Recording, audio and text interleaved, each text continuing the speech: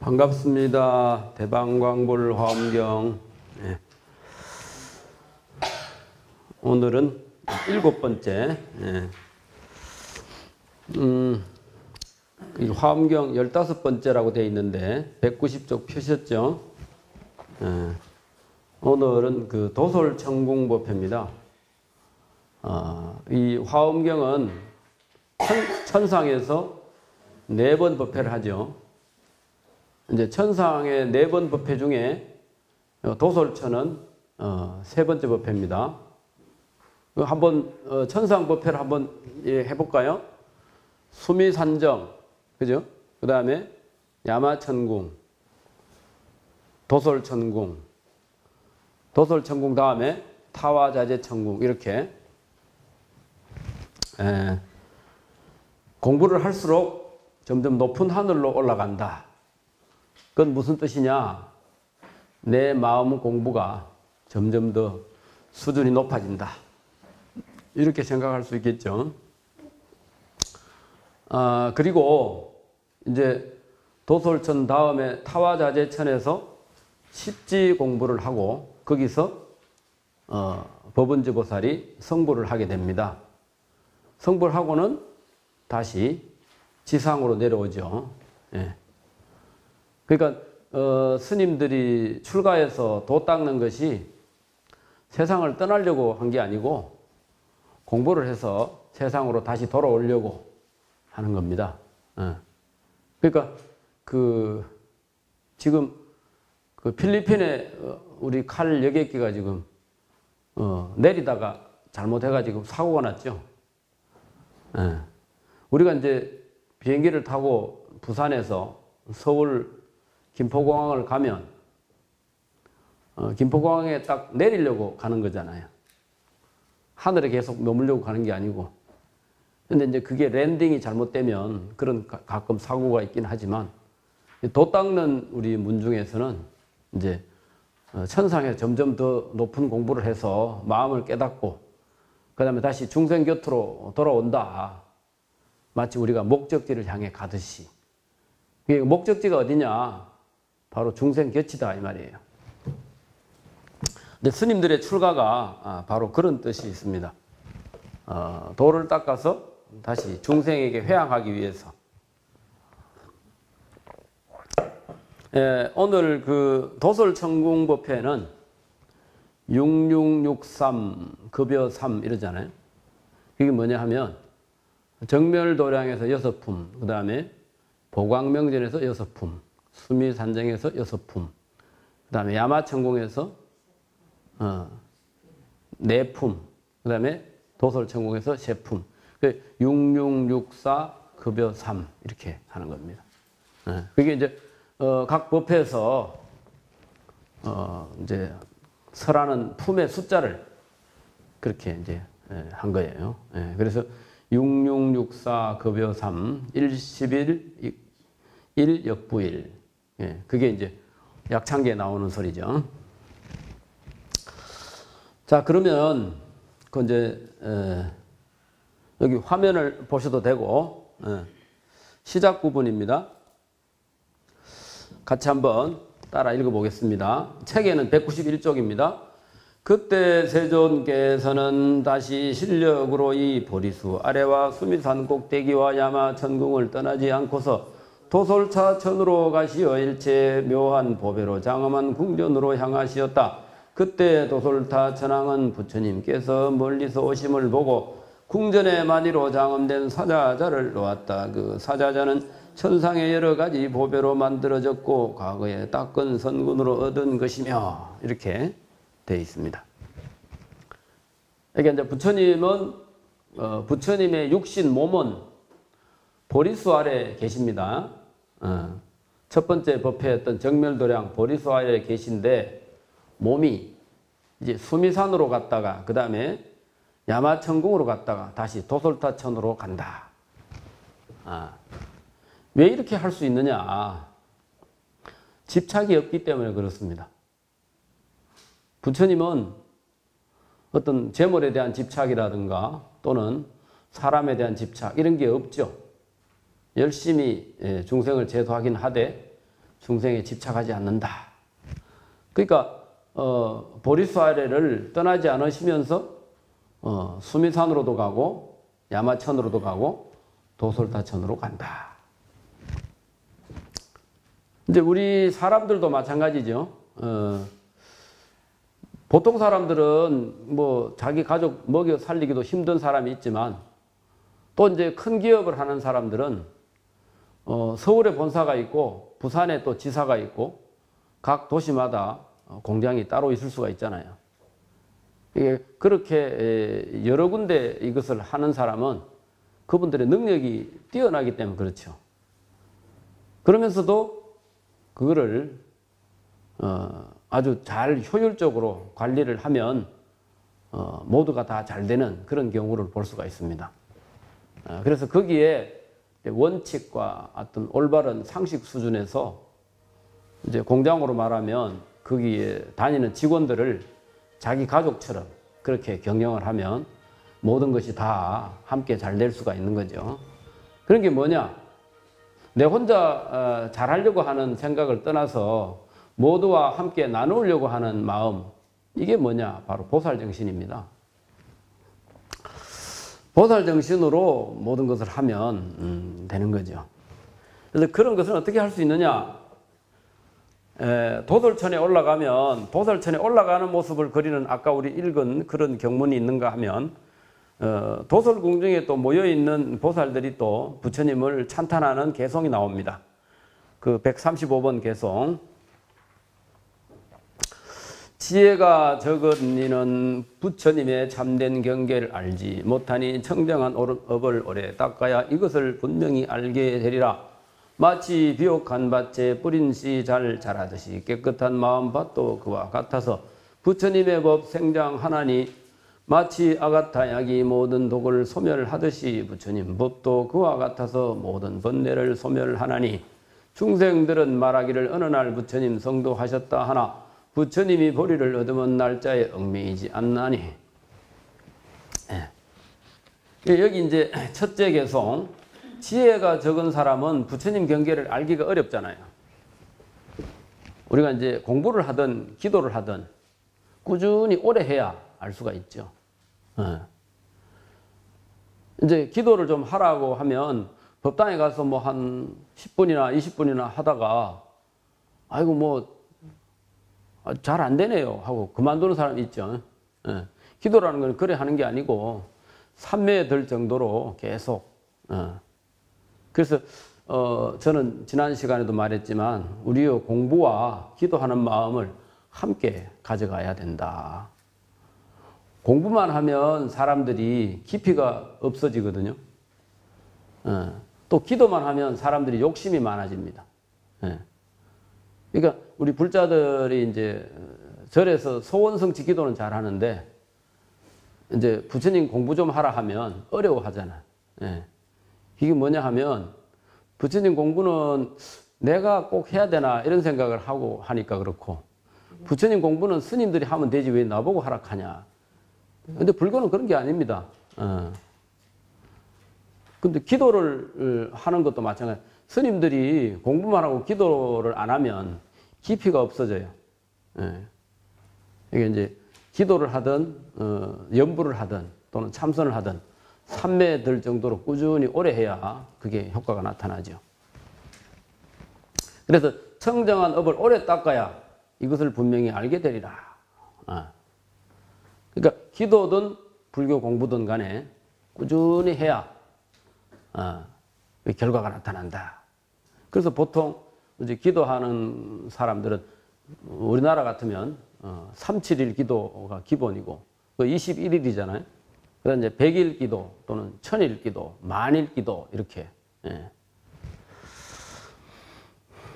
그래서 이제 우리 불자들이 올해 우리가 이제 꼭 해야 되는 기도는 뭐냐? 세계가 어떤 전쟁에서 벗어나서 한국이 국난을 극복하고 경제 회복을 하는 쪽으로 그렇게 마음을 모아서 기도를 해야 됩니다. 그것이 불자가 이 나라를 도와줄 수 있는 이것도 일종의 호국 불교 신앙이 아닌가 이런 생각을 해봅니다. 그래서 오늘 우리 공부하시는 여러분들 지금 절에서 이제 기도하고 오셨는데 어떤 내년 1월 보름까지 열심히 기도해가지고 전쟁이 없어지고 또 경제가 회복되도록 그렇게 함께 열심히 기도해 주시기 바라겠습니다. 여러분 다 동의하십니까? 네. 동의하시면 박수 한번 쳐보세요. 네, 잘 되도록. 네. 마치 비옥한 밭에 뿌린 씨가 잘 자라듯이 여러 사람들이 혼자 하는 것도 기도지만 여러 사람이 함께 해야 이 개인의 기도가 아니잖아요. 이 세상이 평화가 오고 전쟁이 종식되는 이런 정도로 하려면 많은 사람들이 해야 됩니다.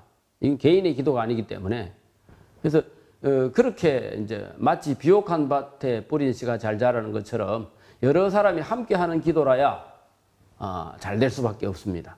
그러려면 그 청정한 마음 밭 거기에서 부처님 법이 자꾸 커진다, 생장한다. 그리고 불법은 마치 아가타 약과 같아서 아가타 약이라는 것은 인도에 나오는 약인데 이건 만병통치약과 같아.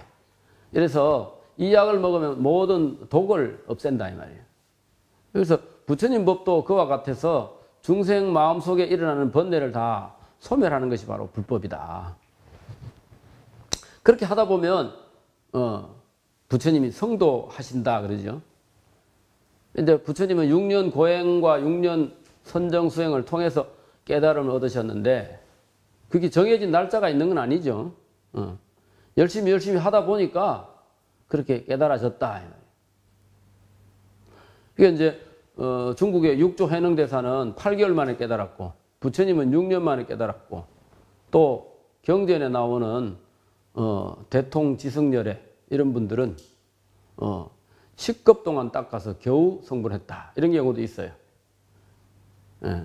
그러면 이제 우리는 열심히 하면 그 대통지승열애 법화경에 나오는 그 부처님보다도 먼저 성불할 수 있습니다. 예. 왜냐? 중국의 육조 스님도 우리하고 똑같은 사람이었잖아요. 근데 부처님보다 빨리 깨달았어요. 8개월 만에. 이게 그 깨닫는 날짜가 정해진 건 아닙니다. 얼마나 열심히 하느냐에 따라서 달라진다. 그 다음에, 그래서 오늘 법회의 그 주제는 이제 그 10회양이 되겠어요. 회양. 보통 중생이 깨닫는 데는 화엄경에 의하면 42가지 단계가 있다. 42가지. 그래서 그걸 우리가 10주, 10행, 10회양. 그 다음에 보살님 뭐라 그랬죠? 마지막에? 10지죠? 10주, 10행, 10회양, 10지 그러는데 그럼 회양은 왜 필요하냐? 회양은 내가 가진 것을 나누어 준다. 내가 닦은 공덕을 남과 함께 한다 이거예요.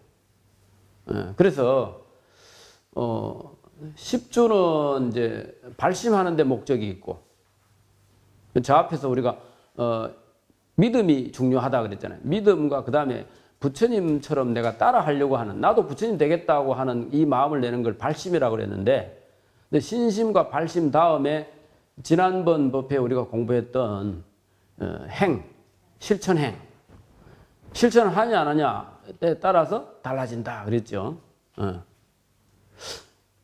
그래서 실천을 하는 데 있어서 그 다음 단계가 뭐냐 이 회양인데 실천을 하면서도 그냥 하는 게 아니고 내가 닦은 것을 내가 수행한 것을 내 혼자 다 가지려고 하지 말고 남과 나눈다. 이 우리 세간의 재물이라는 것은 나누면 적어지겠죠. 그 한 트럭 가까이 되는 만약에 보석이 있다. 다이아몬드가 있었다. 근데 그거를 여러 사람한테 나누어 주면 그렇죠? 많은 사람한테 나누어 줄 수는 있지만 한정이 있겠죠. 그러면 이제 그 조그마한 어떤 트럭에 있는 거를 나누어 주면 줄수록 그 본래 있는 거는 줄어들잖아. 그게 이제 유의법입니다. 근데 우리 마음법은 나누면 나눌수록 커진다 이거예요. 그 이제 대가를 바라고 뭘 하면 그건 유의법이 되는데 대가를 바라지 않고 보시하면 그거는 무위법이 됩니다. 그래서 대가를 바라지 않고 보시를 하면 그것은 점점 커진다. 그래서 보시를 하는 것도 어떤 이득을 보기 위해서 보시하는 것은 아주 낮은 수준이고 높은 수준의 보시는 대가를 바라지 않고 하는 것이다. 예, 그렇게 되면 이제 점점 부처님하고 가까워지겠죠. 예, 그래서 우리가 회양 정신을 우리가 이제 하는데 실천하는 과정에서 회양을 잘 해야 성인의 경지에 갈 수 있다. 그래서 십주, 십행, 십회양을 다른 말로 뭐라 하냐면 삼현이라 이럽니다. 아버지 칠판 한번 보세요. 십주, 십행, 그 다음에 십회양.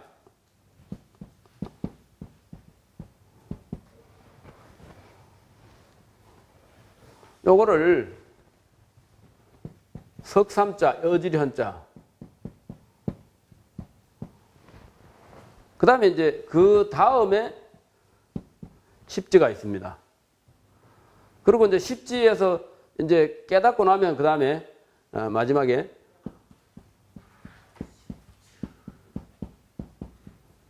부처님 깨달음과 같아진다. 이 평등할 등자지요. 그 다음에 부처님 깨달음과 완전히 일치한다. 이걸 묘각이라고 합니다. 부처님이 되긴 됐는데 십지보살이 부처님이 되긴 됐는데 완전히 똑같아지려면 요 두 단계를 거쳐야 된다. 그래서 총 40가지 하고 요 두 가지를 해서 총 42단계. 그러면 이제 여기 사면을 요 세 가지를 뭉뚱그려서 사면이라고 그랬는데 십지는 이 땅지자를 썼잖아요. 땅지자를 쓰는 이유는 여기 앞에 충분히 준비가 됐기 때문에 십지에서는 마치 밭에 뭐를 심는 것과 같아서 심으면 심은 대로 콩 심으면 콩 나고 팥 심으면 팥 나고 이런 데는 아직 준비가 완성이 안 됐기 때문에 이런 데서는 내가 뭐를 하더라도 중간에 결과가 안 나올 수도 있어요. 왜냐? 아직 충분하지 않기 때문에. 그런데 여기 십지는 이 준비 과정을 다 거쳤기 때문에 여기서는 딱 심으면 바로 결과가 나오게 돼 있어요. 우리 수행도 마찬가지. 꾸준히 해가지고 하면 자기도 모르게 이제 이게 완성되는 단계가 온다는 거죠. 그래서 이 땅지자를 씁니다. 이 땅지자는 뭐냐? 땅에다가 씨를 뿌리면 수확이 나잖아요. 그죠? 땅은 거짓말 하지 않는다, 이거예요. 그래서, 요것은 확실히, 결과가 나오기 때문에 십지는 한 지가 다 성인의 집이다. 요거는 어진 사람, 현인의 집이고 요거는 성인의 집이다. 그래서 이제 십지의 깨달음을 얻었더라도 좀 더 뜸을 들이는 이 등각 묘각이 되면 완전히 부처님과 같아진다. 이래서 이제 42단계인데 보통 사람 뭐라 하겠습니까?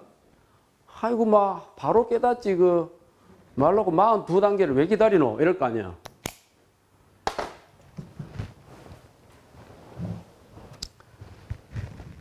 지난 시간에도 한번 이야기 드렸는데 왜 기다리냐? 기다리시고 싶어서 기다리는 게 아니고 본인이 공부를 하라 하면 공부를 꾸준히 안 하고 자꾸 딴짓을 하니까 단감도 따라가야 되고 또 어디 시제도 가야 되고 그거 자꾸 핑계를 댄다면 그게 더 커 보이니까. 근데 물론 그거하고 경우는 다르겠지만 공부라는 거는 딱 한번 시작하면 꾸준히 해야 됩니다. 그 전에 제가 5번째 법회인가 그런 말을 했는데 하나에 신들린 것처럼 미쳐버려라. 그죠? 몰두가 되면 그 기간이 빨라진다. 빨리 이룩한다. 그래서 하나에 신들리는 거를 기억이 안 나요. 뭐라 했는지 내 기억이 안 나.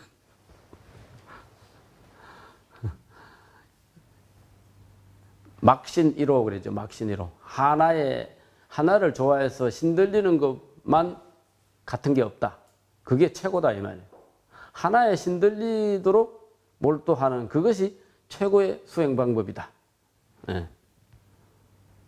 그러니까 저 같은 경우에 처음에 아주 어려운 과정을 거쳐서 부처님 만났기 때문에 그때는 뭐 아무것도 안 보이더라고. 그냥 불교 책만 보고 싶고 부처님 법문만 듣고 싶지 다른 거는 필요 없어. 그러다 되다 보니까 이제 이렇게 승복을 입고 사는 그게 된 것 같은데 우리 모치는 그걸 알았는가 봐. 나 출가하고 한 달 만에 어떻게 알고 찾아왔더라고. 나 집에 안 갑니다. 집에 가자 하지 마세요. 이러니까. 아니, 나 집에 가자 안 하려고 했는데. 이왕 스님 됐으니까 큰 스님 되라고. 그러고 가셨어. 그래서 내가 예상이 잘못됐구나. 그러니까 이 사람이 우리가 이제 절에서는 그런 말 잘 안 쓰죠. 팔자 그러잖아. 우리 관음에 나는 무슨 팔자? 스님 팔자.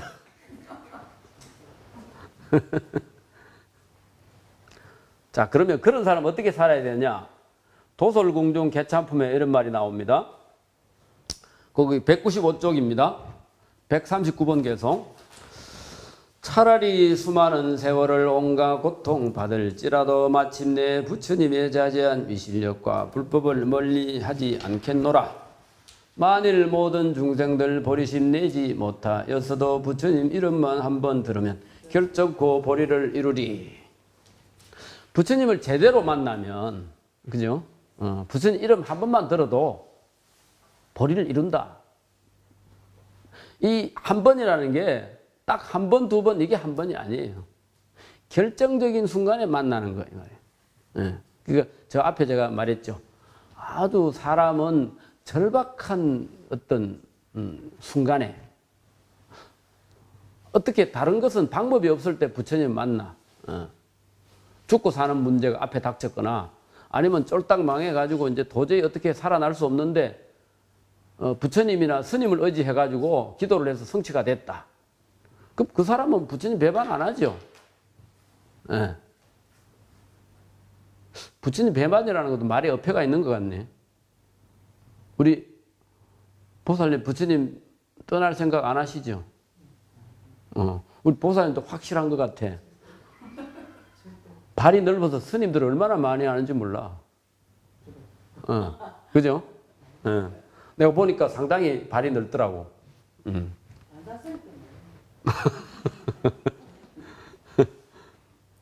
그러니까 부처님 이름 한 번만 딱 들으면 나는 기도할 때 절에 한 번도 안 가봤어요. 너 그 발 나술라면 그것도 우리 모친이 그랬어. 관세음보살을 부르고 기도하자. 열심히 기도했는데 낫더라고. 약 발라 나은 게 아니고. 그렇게 기도할 수 방법밖에 없, 다른 방법이 없어. 의사가 포기했는데 뭐. 근데 딱 일주일 뒤에 의사가 보더니 놀래가지고 어떻게 나섰냐고 이러는 거야. 근데 부처님한테 기도했다고. 의사가 나한테 뭐라 했는 게 나도 기도해야 되겠네.